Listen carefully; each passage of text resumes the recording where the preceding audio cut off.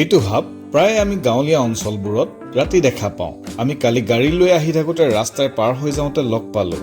সাপটোৰ বিষয়ে অলপ জানিবলৈ মন গ'লত অলপ ৰিচাৰ্চ কৰি কিছুমান কথা জানিলোঁ আৰু সেইখিনি আপোনালোককো জনাই দিওঁ বুলি ভাবিলোঁ। অসমীয়াত ইয়াক বহুত নামেৰে জনা যায়, যেনে বাঘৰাজ, সকা, সকচু, গোৱালা, অকাঅকি আদি। ইংৰাজীত ইয়াক বেণ্ডেড ক্ৰেইট বা বুংগেৰছ ফেচিয়েটছ বুলিও কয়। এইবিধ সাপে ভেকুলী, মাছ, দিগনিৰ লগতে অন্য বিষহীন আৰু বিষাক্ত সাপকো খাদ্য হিচাপে গ্ৰহণ কৰে। বেছিভাগ এই সাপটো ৰাতিহে ওলায়। এই সাপটোৱে মানুহক ফটককৈ আক্ৰমণ নকৰে, কিন্তু নিজকে বিপদ দেখিলে আক্ৰমণ কৰি দিয়ে। এইটো সাপ অতিশয় বিষাক্ত হয়, সেয়েহে সাৱধান হ'ব। এই সাপবিধ ভাৰতবৰ্ষ, নেপাল, বাংলাদেশ আদিত পায়। অসমৰ মানুহৰ এই সাপটোৰ ওপৰত কিছুমান ভুল ধাৰণা আছে, যেনে গৰু উহাৰৰ পৰা গাখীৰ খোৱা, ওপৰেৰে মানুহ পাৰ হৈ গ'লেহে গৰ্ভৱতী হোৱা, দুখন মুখ থকা আদি এই সাপবিধৰ লগত জড়িত অন্ধবিশ্বাস।